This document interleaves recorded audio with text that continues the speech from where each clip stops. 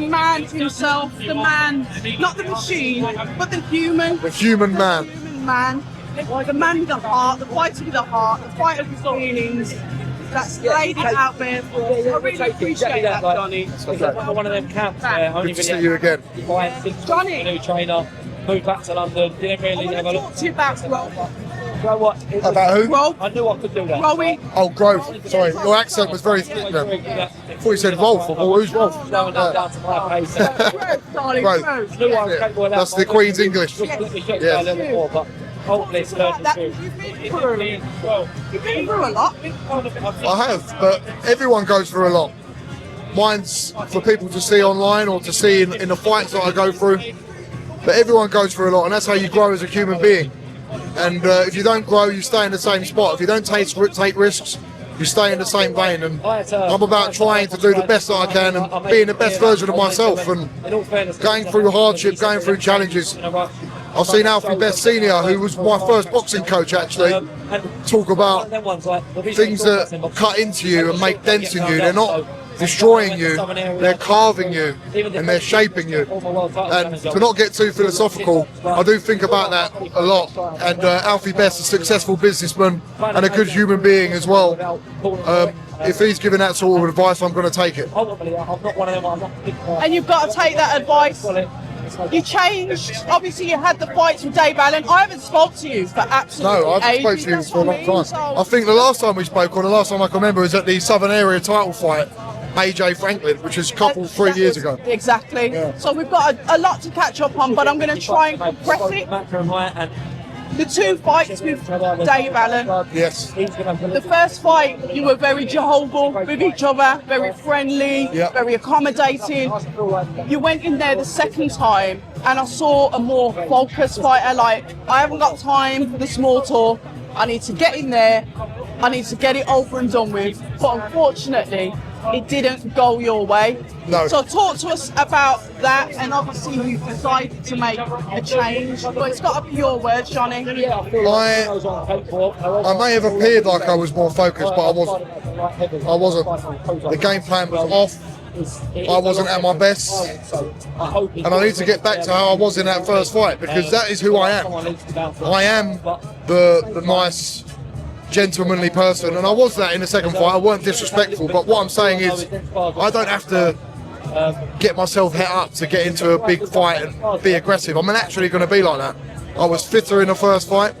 My strength and conditioning work was much better, and I take full accountability for that, because I'm the one who steers the ship. I'm the professional boxer, and I wasn't strong enough on some things, and I paid the price. I'm not saying if I went in there the other way and was the same that I was in the first fight, just a bit more explosive, a little bit stronger, who knows, I might have been knocked out in round one. But one thing's for sure, I'm not a back foot fighter. I can't change that around in one camp. I couldn't go from one extreme to the other, and I tried to, and I failed. But the good news is, much better men than me, who are better fighters and have achieved more than me, have failed in dramatic fashion as well.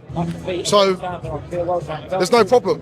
All it is a part of my journey where the challenge has not been overcome, but that's allowed me to be on this path now, and I get to have another crack at it. That's the beauty of life. There's always a second chance. And that is the thing about boxing, Johnny.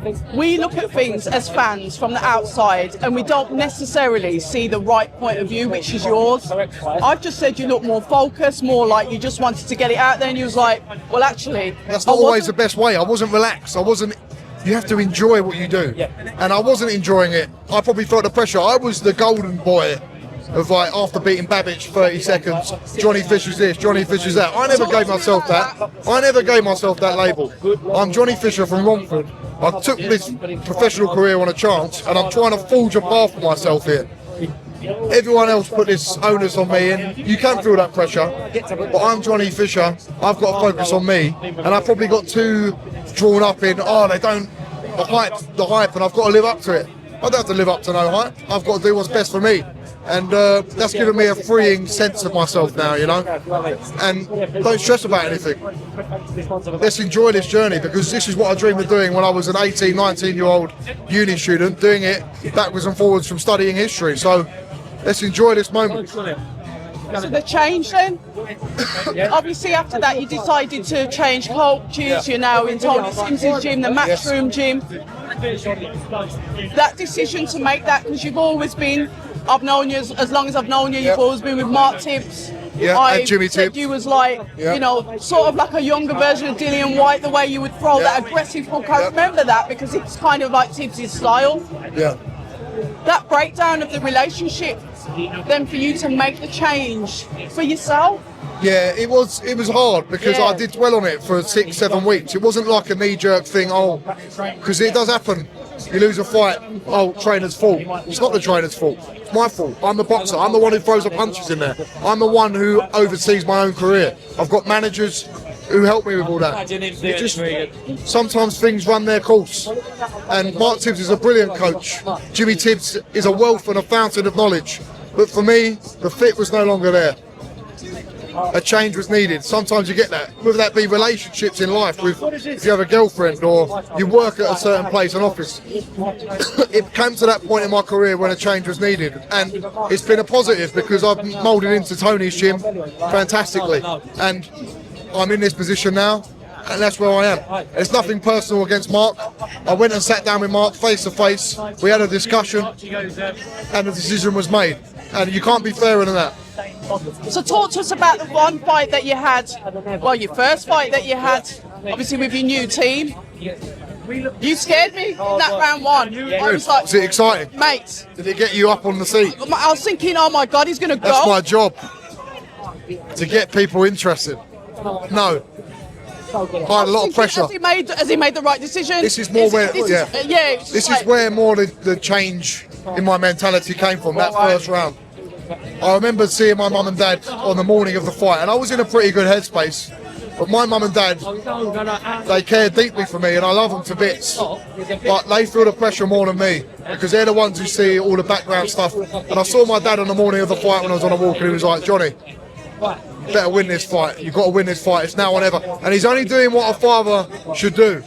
But the pressure. But pressure went to another level for me. And my dad is a man that I trust more than anyone. He's a man who knows me inside out. So he might have thought I needed to hear that. I probably did need to hear it. But the way I've responded to that was I went 2 tenths and I forgot everything that I'm doing with Tony. But I think that was how it was meant to go, because coming through that pressure is released now, and I've never sparred so well, I've never felt so good, and I'm in a fantastic headspace now. So part of being on that journey, things aren't always going to be plain sailing. There's going to be ups, there's going to be downs, and I've come through that experience, and that turning point of that first round and that fight, that's going to be a big thing for me, trust me. I like the way you've explained that, because that marries up perfectly with what we saw on TV. Yeah. I've got to push forward. Go on. You were supposed to fight Jamie TKB. Yep. Now, Solomon Dakers, keen on out of your team as well, wants to fight Jamie TKB as well. And I said, meritocracy, rankings, it should be Solomon Dakers that fights him. Yet no disrespect to you whatsoever. No. But when you look at it as a meritocracy with the rankings, I thought he should have had the fight. But everyone was more interested in you. Yep. Talk to us about that. I've got a lot of respect for Solomon. I know him well. We sparred a few times. He's obviously been an English champion. He's been on Team GB. The Gad is there. But yeah, boxing is an entertainment business. And unfortunately for Solomon, I've probably got a little bit more pull in that area than him. And rankings, do I give a shit about rankings? No. They put Jake Paul in the top 20 in the world. Rankings, what do they mean? Talking objectively, Solomon Dakers, who has he beat? He beat Terachenko or someone like that, a Ukrainian guy. An 18-0 guy, yep, he beat him. I beat Alan Babbage, who fought for the WBC Bridgerweight title. It's all if buts and maybes in this game, and rankings, unfortunately, don't mean anything. What matters in this game, unfortunately, for some really talented boxers who box on small hall shows, who box with other promoters, what matters is being exciting. What matters is putting bums on seats and the thrill of seeing someone get knocked the fuck out. And if that's not me or it's them. So one thing for sure, when you watch me, you know something bad's going to happen to someone, so you're going to come and watch. So that's what I can deliver to people, and the promoters know that as well. So finally then, what is next for you? Who are you going to be fighting next? Next 'Cause I'm obviously going it's to not Australia. Jamie. I'm going to Bondi Beach with my brothers Oh, tomorrow. right So there was offers of the TKV fight. I took the Yeah. offer. It was I on, it heard was he off, did it was as well. on. Yeah, he did Yeah. as well. On, off. Promoters doing their thing. And I'm a bit fed up a bit in a minute. I got another offer yesterday to be on a very big card that's coming up with life-changing money, really life-changing money. But I'm not ruled by money. Money's not my god. And me and Eddie's my promoter. Matchroom, everything's got to be done through them because I'm a straight shooter. And we've got a plan. And if the plan comes off, there'll be a bigger pot of gold at the end of the tunnel. So I believe in myself. And I know what I've got to do. What an absolute gent. Thank you so much for your time, Johnny. Sorry, I I'm know talking so much here. It's all right, I get it. We've all got the lurgy, but I'm Yeah. excited to see you. All the best, and I hope to hear some fight news soon. Thank you very much. Great to speak to you again. And I'll see you again soon.